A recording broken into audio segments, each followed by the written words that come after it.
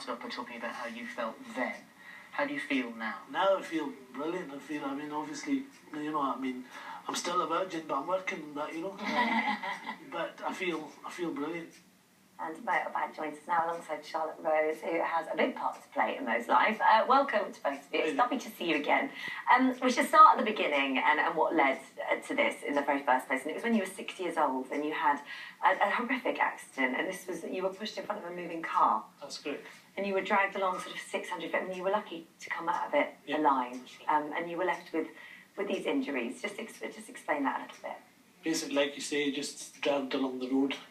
Pushed along the road under the wheels of a car, 600 yards, resulting in me losing my penis and lost my testicle. Given 12 hours to live, but, I'm just grateful I'm here. Yeah, absolutely. So you then spent a long time, 20 years, because they gave you, for urinary purposes, they built you a small penis that you could actually go to the loo. That's correct. But it didn't work properly, it was leaky. Yeah. And you spent 20 years trying to find someone who could help you in some way. Because throughout your life you've been with your mates, with everyone, the virgins, and it was a tag you wanted to get rid of. So it was your local hospital that finally got in touch with you and said, "We think we may be able to help." That's correct. Yeah. Moved to Edinburgh, and my accident happened in 1978. Moved to Edinburgh in 1983. From 83 till about say 2001, 2, I went everywhere just to see what they could do. Everywhere I went, they was just like, "No, we don't really want to, we can't do anything because we don't really want to get involved because it's..." So this is new technology, I'm assuming. Yeah. So the new technology was developed, and you started to go through the treatment process. This is a Titan coloplast implant. I mean, if I was you, I'd think Titan sounding good. So what is it that they actually did? How did they build you one, and how does it work?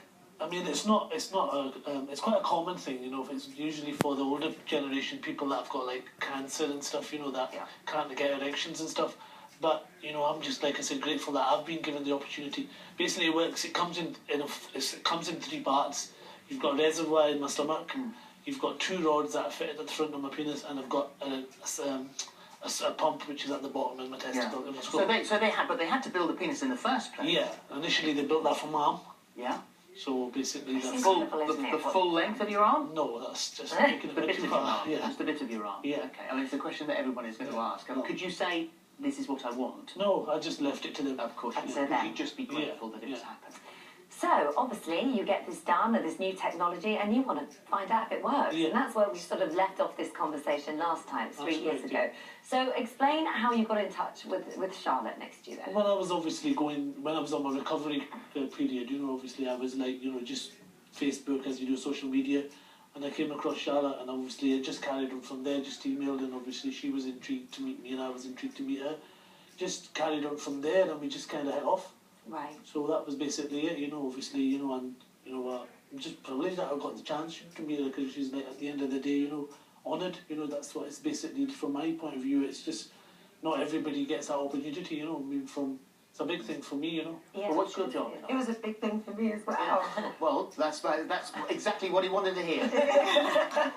What's your job? So I'm a sex worker. I've been a sex worker for many years, and when Mo got in touch with me, it was probably one of the bits of work that I stood for NP, for fighting for sexual freedom, and that's when he came across and messaged me, and I was honoured, I was thrilled, I was shocked that, somebody in Mo's position would think of me out of the thousands of people out there that do my work, that he chose me out of that, so... So, I mean, you met up, you went out for dinner, and then... a whole weekend. You had a whole weekend getting to know each other.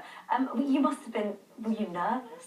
Initially I was, Yeah. It'd be wrong of me not to say I wasn't, because it's just naturally, because I've never really been on a one-to-one with a woman, so I was obviously going to be nervous, but she was brilliant, she was just like, went with the flow. I just left her in control, basically.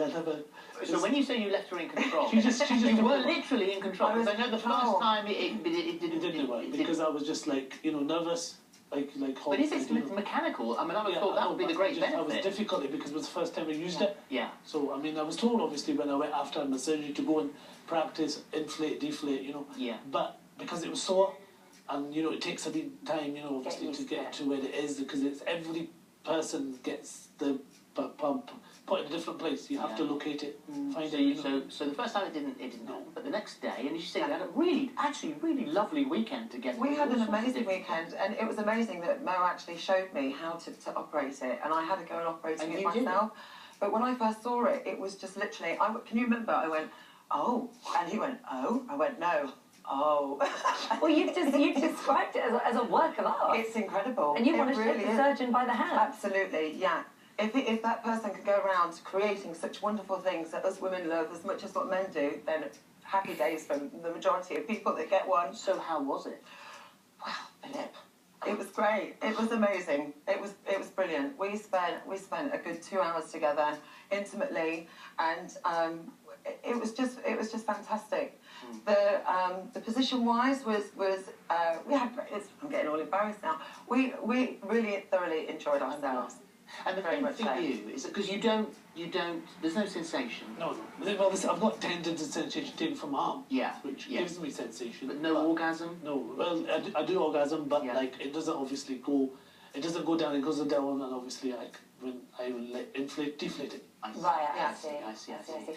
But it must be so, like, this journey you've been on, and then trying to get help, and then sort of being knocked back, and then finally getting to the point where you're no longer a virgin, you've had that sexual experience. How do you feel now? Oh, I feel brilliant. You know what I mean? It's just changed me as a person totally. Yeah. Because like 3 years ago, like before I had my operation, I never used to be able to talk to anybody. You know, but now I love how honest and open you are about this. So just you talking know, about sex. if I remember rightly, when I was on here last time, I started to cry almost, you know, and I'm feeling that way as well now because when somebody hits me, puts me on the spot, I do get like that, you know. Yeah. It's just one of these things, but no, I have a lot of praise for NHS, and I'm just honoured and privileged to be given the chance. It's a miracle what they can do. And you guys are just friends. You keep in contact. Yeah. We've been friends ever since. It's been brilliant. And it would be lovely. One day you say you would love the family and you'd love to settle Yeah. down, but you've got to find the right. Yeah, person. I can't have kids. I've obviously mentioned that to you before Yeah. as well. I can't have children, but I'd love to be, like, you know, my dad is 78.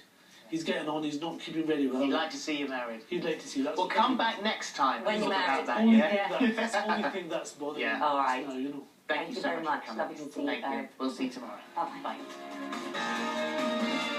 Bye.